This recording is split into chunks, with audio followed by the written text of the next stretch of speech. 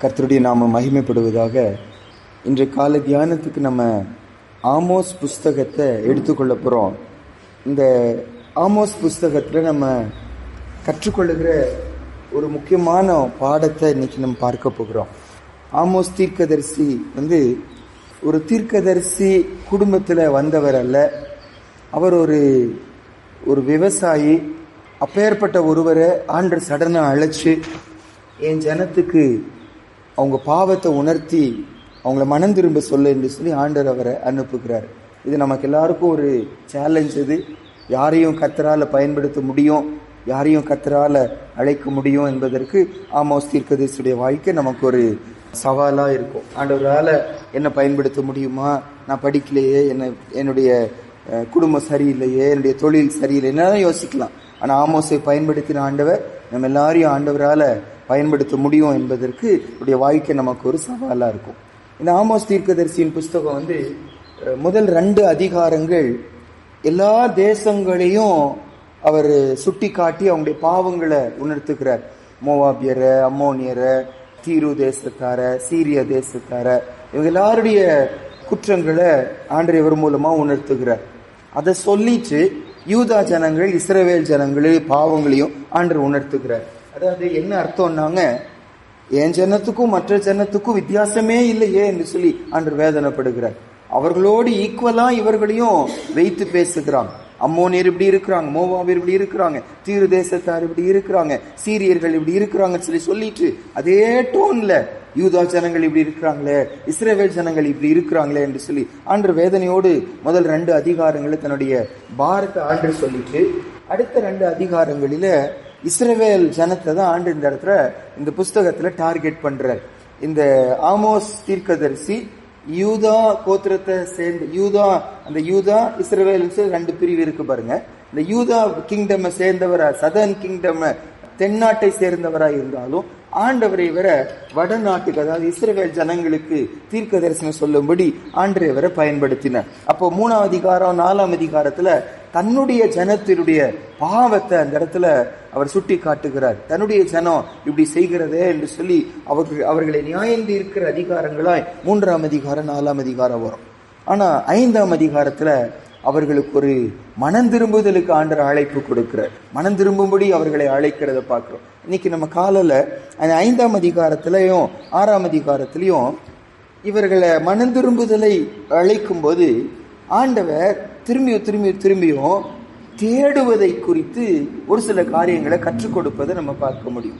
தேடணும் அப்படின்னு சொல்லிட்டு இந்த ஆமோஸ் 5ஆம் அதிகாரத்திலிருந்து அப்படியே நம்ம பார்க்கும்போது 4 முக்கியமான காரியங்களை சுட்டி காட்டி இவைகளை தன் ஜனங்கள் தேடணும் என்று சொல்லி பாவத்துல இருக்கிற ஜனங்களுக்கு மனம் திரும்புதலுக்கு அது ஒரு வழியாய் ஆண்டவர் காண்பிக்கிறத பார்க்கிறோம். நம்ம கூட ஒருவேளை கர்த்தருக்கு பிரியமில்லாம நடக்கிறோம், கர்த்தரை நம்ம துக்கப்படுத்துறோம், உலக ஜனங்களுக்கும் நமக்கும் வித்தியாசம் இல்லாத போல நிறைய தடவை நடந்து விடுக்கிறோம். அப்படி இருந்தாலும் நமக்கு நம்பிக்கை கொடுக்கும்படி இந்த இஸ்ரவேலுக்கு ஆண்டவர் ஒரு மனம் திரும்புதல் அழைப்பு கொடுத்தது போல இன்னைக்கு காலையிலையும் எனக்கு உங்களுக்கும் மனம் திரும்பும்படி ஆண்டவர் அழைப்பு கொடுக்கிறார். எந்த விதத்துல அழைப்பு கொடுக்கிறார்? தேடும்படி அழைக்கிறார். என்னெல்லாம் தேடணும், இதெல்லாம் தேடக்கூடாது, 4 காரியங்களை நம்ம பார்க்க போகிறோம். முதல் வார்த்தையா ஆமோஸ் 5ஆம் அதிகாரத்துக்கு வருவோம். ஆமோஸ் 5ஆம் அதிகாரம் முதல் 7 வசனங்கள் நம்ம சேர்ந்து வாசிப்போம். ஆமோஸ் 5ஆம் அதிகாரம் முதல் 7 வசனங்கள். ஆமோஸ் தீர்க்க தரிசன புஸ்தகம் 5ஆம் அதிகாரம் முதல் 7 வசனங்கள் நம்ம சேர்ந்து வாசிப்போம். இஸ்ரவேல் வம்சத்தாரே, உங்களை குறித்து நான் புலம்பி சொல்லும் இந்த வசனத்தை கேளுங்கள். இஸ்ரவேல் என்னும் கன்னிகை விழுந்தாள், அவள் இனி ஒருபோதும் எழுந்திருக்க மாட்டாள். தன் தேசத்தில் விழுந்து கிடக்கிறாள், அவளை எடுப்பார் இல்லை. நகரத்திலிருந்து புறப்பட்ட 1000 பேரில் 100 பேரும் 100 பேரில் 10 பேரும் இஸ்ரவேல் வம்சத்தாருக்கு மீந்திருப்பார்கள் என்று கர்த்தராகிய தேவன் சொல்லுகிறார். கர்த்தர் இஸ்ரவேல் வம்சத்தாருக்கு சொல்லுகிறது என்னவென்றால், என்னை தேடுங்கள், அப்பொழுது பிழைப்பீர்கள். பெத்தேலை தேடாதேயுங்கள், கில்காலிலும் சேராதேயுங்கள், பெயர்சபாவுக்கும் போகாதேயுங்கள். ஏனென்றால் கில்கால் சிறையிருப்பாகவும் பெத்தேல் பாழான ஸ்தலமாகவும் போகும். கர்த்தரை தேடுங்கள், அப்பொழுது பிழைப்பீர்கள். இல்லாவிட்டால் பெத்தேலில் இருக்கிற ஒருவராலும் அவிக்கப்படாத அக்கினி யோசேப்பின் வீட்டில் பற்றி அதை பட்சிக்கும். நியாயத்தை எட்டியாக மாற்றி நீதியை தரையில் விளை பண்ணுகிறவர்களே, அவரை தேடுங்கள். இந்த பகுதியில திரும்பி திரும்பி திரும்பி வர ஒரு வார்த்தை, நீங்க எதையோ தேடிக்கொண்டு இருக்கிறீங்க, எங்கேயோ தேடிக்கொண்டு இருக்கிறீங்க, என்ன தேடுங்க, அப்பொழுதுதான் உங்களுக்கு விடுதலை உண்டாகும், பிழைப்பு உண்டாகும் அப்படின்னு சொல்லுகிறத பார்க்கிறோம். பாருங்க, இந்த இடத்துல கர்த்தரை தேடுவதற்கு கான்ட்ராஸ்டா நீங்க பெத்தேலியில தேடாதீங்க, நீங்க கில்காலியில தேடாதீங்க, நீங்க பேர்சபால தேடாதீங்க அப்படிலாம் சொல்லுகிறத பார்க்கிறோம். இது இஸ்ரவேல் நாட்டுக்கு சொல்லப்பட்ட ஒரு தீர்க்க தரிசன வசனம். இஸ்ரவேல் நாட்டு மக்கள் யூதா தேசத்துக்கு போகக்கூடாது, எருசலேமுக்கு போகக்கூடாது என்று சொல்லி யெரொபெயாம் என்ன செய்தாருன்னா, பெத்தேலிலும் தானிலும் 2 கன்று குட்டிகளை வைத்து இவைகள் தான் உங்கள் எகிப்திலிருந்து கொண்டு வந்த தெய்வங்கள் என்று சொல்லி அதற்கு கர்த்தர் பெயரால பண்டிகைகளை கொண்டாடினாங்க. கர்த்தரை கொண்டாடுவது போல, கர்த்தரை ஆராதிப்பது போல, கர்த்தருக்கு பலி செலுத்துவதை போல அந்த கர்த்தருங்கிற இடத்துல அந்த கன்று குட்டிகளை வைச்சு இஸ்ரவேல் ஜனங்களை சூரம் போக பண்ணினார். யாரு? யெரொபெயாம் பண்ணினார். கர்த்தரை ஆராதிப்பது போலதான் அவங்க நினைச்சாங்க. ஏன்னா ராஜா கட்டளை கொடுத்திருக்கிறாங்க, நீங்க எருசலேம் போகணும்னு அவசியம் இல்லை. ஆனா கர்த்தர் சொன்னார் எருசலேமுக்கு தான் நீங்க போகணும்னு சொல்லி. ஆனா இவர்களோ இங்கேயே இருந்துடலாம், பெத்தேலில தானில இருந்துடலாம், இங்க கர்த்தரை தேடலாம் என்று சொல்லி நினைச்சாங்க. அப்போ இப்படி அந்த மாதிரி கர்த்தரை வைக்க வேண்டிய இடத்துல விக்கிரகத்தை வைக்கிறாங்க. கர்த்தரை தேட அவர் சொன்ன இடத்துல அவரை தேடாம தங்களுக்கு இஷ்டமான இடத்துல கர்த்தரை தேடுகிறாங்க. அந்த அதிகாரத்துல பாருங்க, 21, 22, 23 வாசிப்போம். அதே அதிகாரத்துல ஆமோஸ் 5ஆம் அதிகாரத்துல 21, 22, 23 வாசிப்போம். உங்கள் பண்டிகைகளை பகைத்து வெறுக்கிறேன், உங்கள் ஆசரிப்பு நாட்களில் எனக்கு பிரியமில்லை, உங்கள் தகன பலிகளையும் போஜன பலிகளையும் எனக்கு படைத்தாலும் நான் அங்கீகரிக்க மாட்டேன், கொழுமையான உங்கள் மிருகங்களின் ஸ்தோத்திர பலிகளையும் நான் நோக்கி பார்க்க மாட்டேன், உன் பாட்டுகளின் இறைச்சலை என்னை விட்டு அகற்று, நான் வீணைகளின் ஓசையை நான் கேட்க மாட்டேன். ஆண்டவர் பாரமா சொல்றாரு, இவங்க பண்டிகை கொண்டாடுகிறாங்க, கர்த்தருக்கு பலி செலுத்துகிறாங்க, கர்த்தரை துதிச்சு பாடுகிறாங்க. ஆண்டவர் சொல்ல எனக்கு அது விருப்பம் இல்லை, நான் அதை வெறுக்கிறேன்னு சொல்றாரு. அதுக்கு பதிலா நீங்க என்ன தேடுங்கன்னு சொல்லி சொல்லுகிறத பார்க்கிறோம். அப்ப முதல் காரியமா என்ன கற்றுக்கொள்ளுகிறோம்னாங்க, இவர்கள் ஆண்டவரை தேடுறோம்னு நினைச்சு ஒரு இடத்தை தேடினாங்க, வெளிப்பிரகாரமான ஏதோ ஒரு பக்தியை செய்தார்கள். ஆண்டவர் சொல்றாரு, இது எனக்கு விருப்பம் இல்லை, நீங்க என்ன தேடணும். தேடணும்னா என்ன அர்த்தம்? ஆண்டவரே நீங்க என்ன விரும்புகிறீங்க, எது ஆண்டவரே உங்க சித்தம், நீங்க எந்த வழியில இருக்கிறீங்க, நான் ஒரு வழியில போயிட்டு இருக்கிறேன், அங்க உங்களை பார்க்க முடியல, நீங்க எந்த முடிவுல இருக்கிறீங்க, எந்த வழியில இருக்கிறீங்க, எந்த தீர்மானத்துல போனா நான் உங்களை பார்க்க முடியும், எந்த முடிவெடுத்தா அந்த இடத்துல உங்களை பார்க்க முடியும் என்று சொல்லி கர்த்தரை தேடுகிறவர்களா நம்ம இருக்கணும், இடத்தை தேடுகிறவர்களா இருக்கக்கூடாது. நிறைய தடவை இந்த இடத்துல போய் ஜெபம் பண்ணாதான் என் ஜெபம் கேட்கப்படும், அந்த புண்ணிய ஸ்தலத்துக்கு பெதஸ்தாக்கு போனாதான் என் ஜெபம் கேட்கப்படும், 4 மாவடிக்கு போனாதான் என் ஜெபம் கேட்கப்படும். இப்படி எல்லாம் கர்த்தருடைய பிள்ளைகள் இந்த வழியில போகிறத பார்க்கிறோம். ஆனா பைபிள் தெளிவா சொல்லுது, ஆண்டவர் ஆவியாய் இருக்கிறார், அவை தொழுது கொள்ளுகிறவர்கள் அவரை ஆவியோடு உண்மையோடு தொழுது கொள்ள வேண்டும். ஏன் பாருங்க, அந்த சமாரிய பெண் யோவான் 4ஆம் அதிகாரத்துல ஆண்டவர் ஒரு கேள்வி கேட்கிறாரு. அவர்கள் யூதா ஜனங்க சொல்லுகிறாங்க, எருசலேம்ல தான் அவரை போய் தேடணும்னு சொல்லி, ஏன் இங்க தேடணும், அவரை கண்டுபிடிக்க முடியாதா என்று சொல்லி கேட்டபோது ஆண்டவர் என்ன பதில் சொன்னார் அந்த சமாரிய பெண்ணுக்கு? நம்ம அதை வாசிச்சிருவோம். யோவான் 4ஆம் அதிகாரத்துக்கு வருவோம். யோவான் 4ஆம் அதிகாரம் 19ஆம் வசனத்திலிருந்து வாசிப்போங்க. யோவான் 4ஆம் அதிகாரம் 19 24 வரைக்கும் வாசிப்போம். ஜான் சாப்டர் 4 19 to 24 வாசிப்போம். அப்பொழுது அந்த ஸ்திரீ அவரை நோக்கி, ஆண்டவரே, நீர் தீர்க்கதரிசி என்று காண்கிறேன், எங்கள் பிதாக்கள் இந்த மலையிலே தொழுது கொண்டு வந்தார்கள், நீங்கள் எருசலேமில் இருக்கிற ஸ்தலத்திலே தொழுது கொள்ள வேண்டும் என்கிறீர்களே என்றாள். அதற்கு இயேசு, ஸ்திரீயே, நான் சொல்லுகிறதை நம்பு, நீங்கள் இந்த மலையிலும் எருசலேமிலும் மாத்திரமல்ல எங்கும் பிதாவை தொழுது கொள்ளும் காலம் வருகிறது. நீங்கள் அறியாததை தொழுது கொள்கிறீர்கள், நாங்கள் அறிந்திருக்கிறதை தொழுது கொள்ளுகிறோம். ஏனென்றால் ரட்சிப்பு யூதர்கள் வழியாய் வருகிறது. உண்மையாய் தொழுது கொள்கிறவர்கள் பிதாவை ஆவியோடும் உண்மையோடும் தொழுது கொள்ளும் காலம் வரும், அது இப்பொழுதே வந்திருக்கிறது.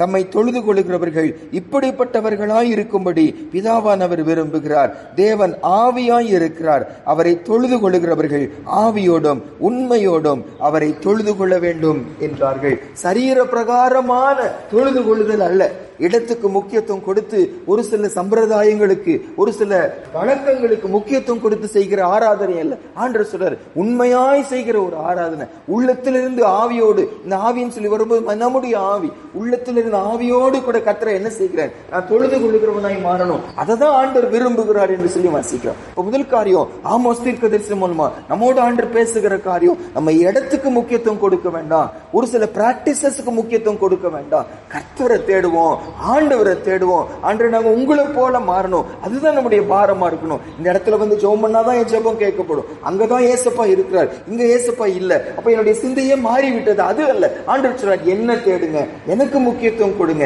என்ன போல மாறுவது உங்க விருப்பமா இருக்கட்டும். முதல் காரியமா வாசிக்கிறோம். இரண்டாவதாக அதே ஆமோஸ் 5ஆம் அதிகாரத்துல 14-15 வாசிப்போம். அடுத்த எதை தேடணும், அந்த இடத்துல ஆமோஸ் மூலமா மனம் திரும்புதலுக்கு இஸ்ரவேல் ஜனங்களுக்கு ஆண்டவர் கொடுக்கிற ஒரு அழைப்பு பாருங்க.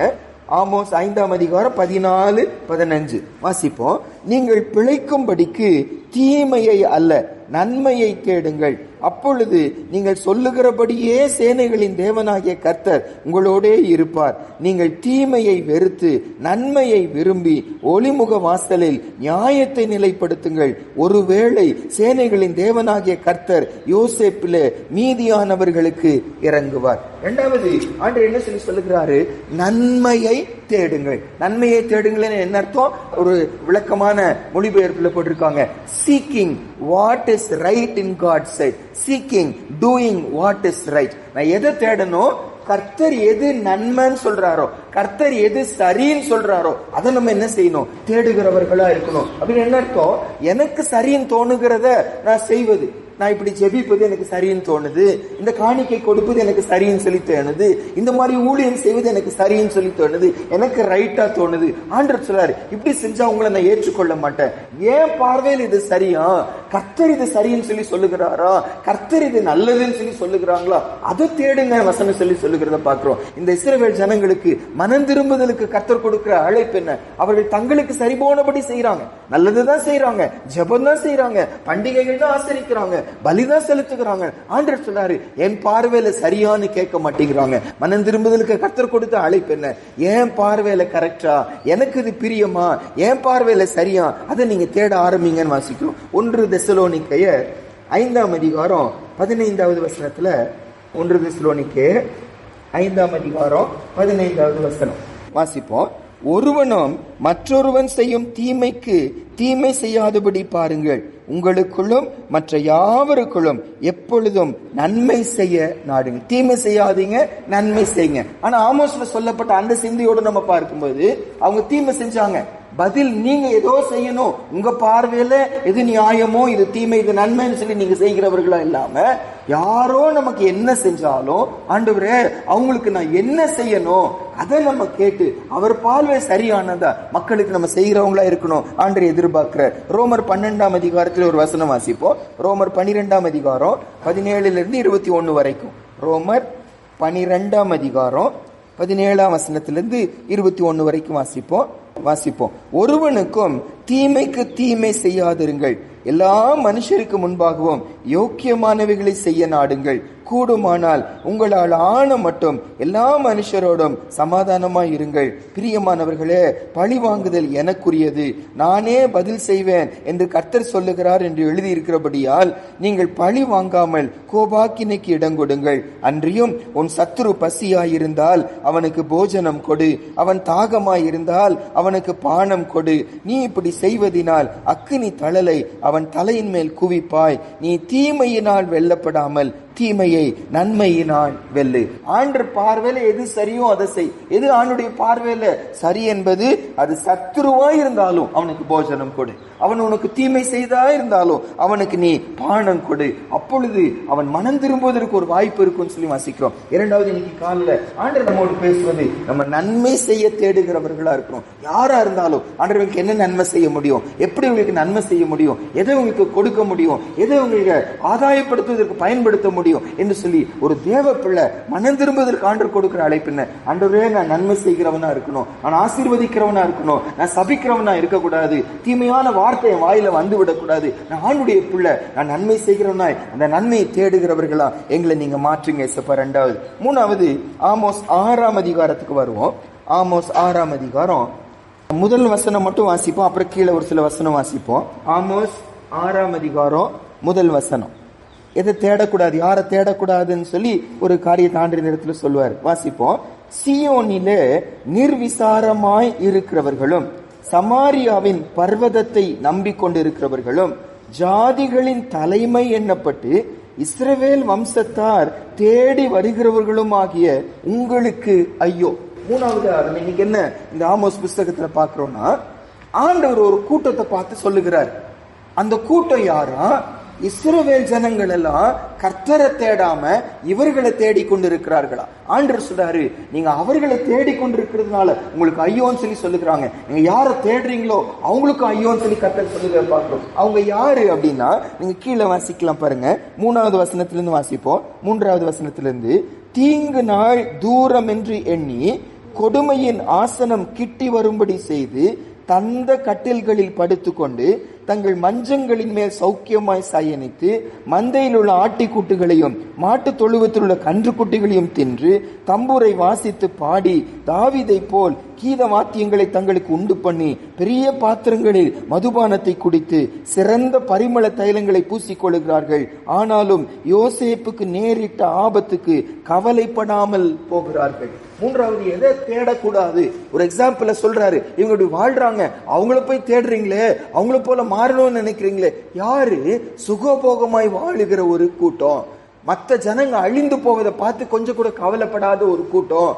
நாங்க ஆண்டவரை நம்புறோம், நாங்க கர்த்தரோடு இருக்கிறோம் என்று சொல்லி தங்களுடைய பக்தியை மட்டும் யோசிச்சு அழிஞ்சு போகிற ஆத்துமாக்களை குறித்து கவலைப்படாத ஒரு கூட்டம். சிம்பிளா சொல்லணும்னா, இந்த 1 தீமோத்தேயு 5ஆம் அதிகாரம் 6ஆம் வசனத்துல வாசிக்கிறோம் பாருங்க. சுகபோகமாய் வாழ்கிறவள் அவள் உயிரோடைய செத்தவள் வசனம் சொல்லி சொல்லுது. சுகபோகமா தன்னுடைய சுகத்தை மட்டும் யோசிக்கிறது, தன்னுடைய பக்தியை மட்டும் யோசிக்கிறது, தன்னுடைய குடும்பத்தை மட்டும் யோசிக்கிறது. தன்னை கண்ண முன்னால யோசேப்பு அழிந்து கொண்டு இருக்கிறாங்க, அதை பத்தி கவலைப்படாத ஒரு கூட்டம். ஆண்டவர் சொல்லாரு, அவர்களை போல மாறணும் தேடாத. இது நமக்கு ஒரு பெரிய டேஞ்சர். யாரோ தேவனுடைய பிள்ளைங்க இருக்கிறாங்க, அந்த தேவனுடைய பிள்ளைங்க நல்லா சுகமா வாழ்றாங்க, நாமும் அவங்கள போல மாறணும்னு ஒரு ஆசை நமக்கு.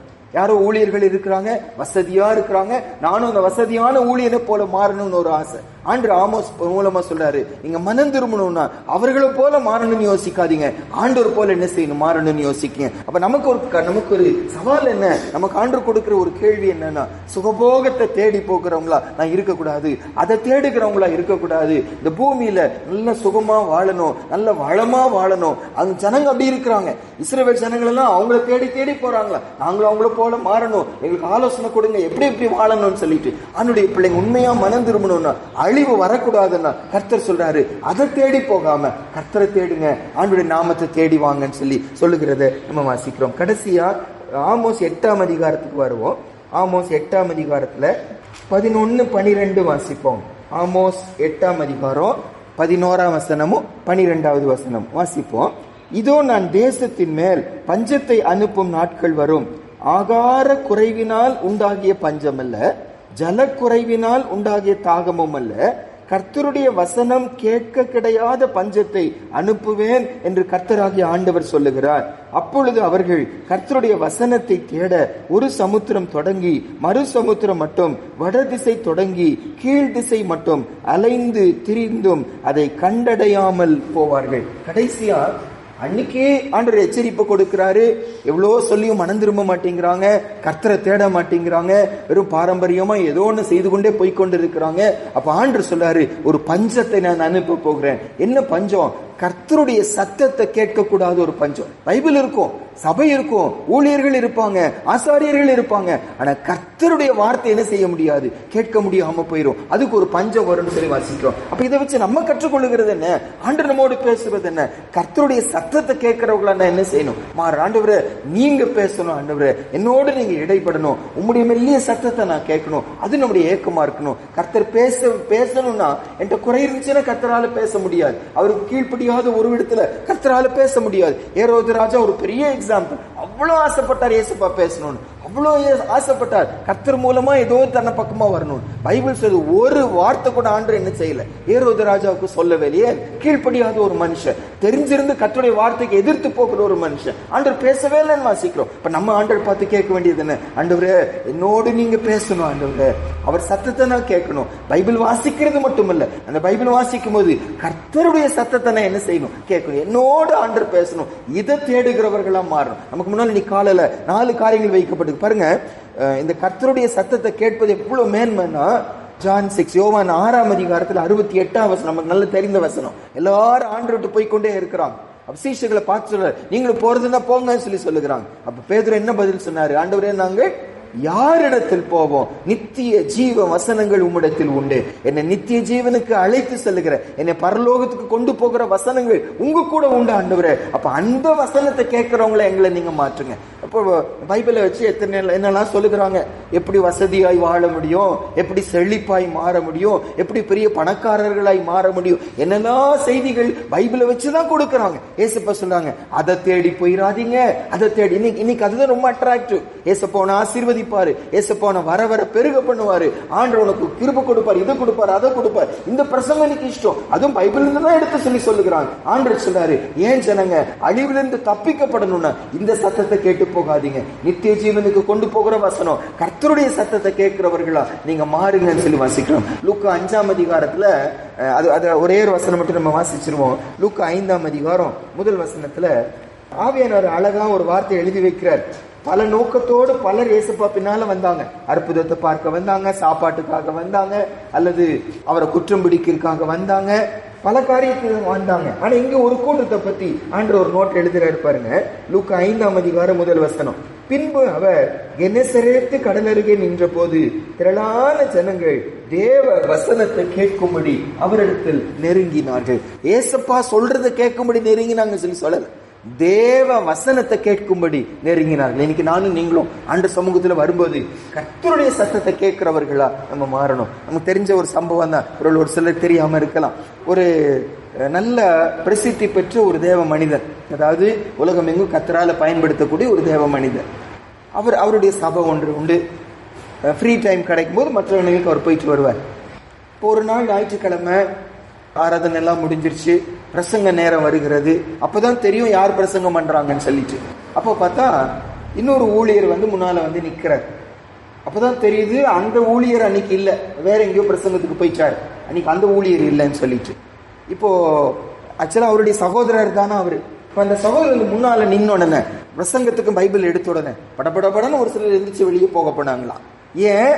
அவங்க அந்த ஊழியர் இல்லைன்னு அதை கேட்க விரும்பல அப்படின்னு சொல்லி எந்திரிச்சு போக விரும்பினாங்க. உடனே அவர் சத்தமா சொன்னாரா, கொஞ்சம் நில்லுங்க, கொஞ்சம் நில்லுங்க, நீங்க அந்த ஊழியக்காரருடைய பேரை சொல்லி அவர் பேசுறத கேட்க வந்தீங்கன்னு சொல்வீங்கன்னா நீங்க போலாம். கர்த்தர் பேசுறத கேட்க வந்தவங்களா நீங்க இருப்பீங்கன்னா உட்கார்ந்து என்ன செய்யுங்க, உட்காருங்கன்னு சொல்லி சொன்னாங்க. எல்லாரும் என்ன செஞ்சு அப்படியே உட்கார்ந்தாங்க. அப்பதான் யோசிச்சாங்க, நாங்க ஒரு மனுஷனுடைய சத்தத்தை கேட்கறதுக்காக சபைக்கு வரல, யாருடைய சத்தத்தை, கர்த்தருடைய சத்தத்தை கேட்கறதுக்காக வந்திருக்கிறோம். ஆண்டவர் கழுதையை கூட என்ன செய்ய முடியும், ஆண்டவரால பயன்படுத்த முடியும். ஆண்டவரால காகத்தை கூட கர்த்தரால பயன்படுத்த முடியும். ஆண்டவரால யாரையும் பேச முடியும். இப்ப எனக்கு உங்களுக்கும் நான் தேட வேண்டியது என்ன, கர்த்தருடைய சத்தத்தை. ஆண்டவரே நீங்க பேசணும், அந்த எண்ணத்தோடு சபையில உட்காருவோம். அது யார் பேசுறாங்க நம்ம பார்க்கவே மாட்டோம். கர்த்தர் என்னோடு கூட பேசுறாரு, அந்த எண்ணத்தோட வார்த்தைக்கு நம்ம கீழ்ப்படியோம். 4 வார்த்தைகள் இன்னைக்கு காலையில ஆண்டவர் நம்மோடு பேசுறாரு. நீ என்ன தேடு மகனே, என்ன போல மாறுவது உங்க ஏக்கமா இருக்கட்டும். பாரம்பரியங்கள், சடங்குகள், வெளிப்பிரகாரமான பக்திகள், ஒரு இடம், இந்த ஊழியன், அந்த சபை, அந்த சர்ச்சு, அந்த 4 மாவடி, அந்த வேற ஏதோ நம்ம சபை எந்த ஊழியமா வச்சுக்கலாம். பெருந்துறைக்கு போனதான், திருப்பூருக்கு போனதான், விஜயமங்கலம் போனதான், நம்பியூருக்கு போனதான், இந்த மாதிரி சிந்தை எனக்கு இல்லாம அன்று நான் உங்களை போல மாறணும், நான் உங்களை தேடுகிறவனா, என்னை மாற்றுங்க. இந்த சிந்தையை எங்களுக்கு நீங்க தாங்க ஏசப்பா.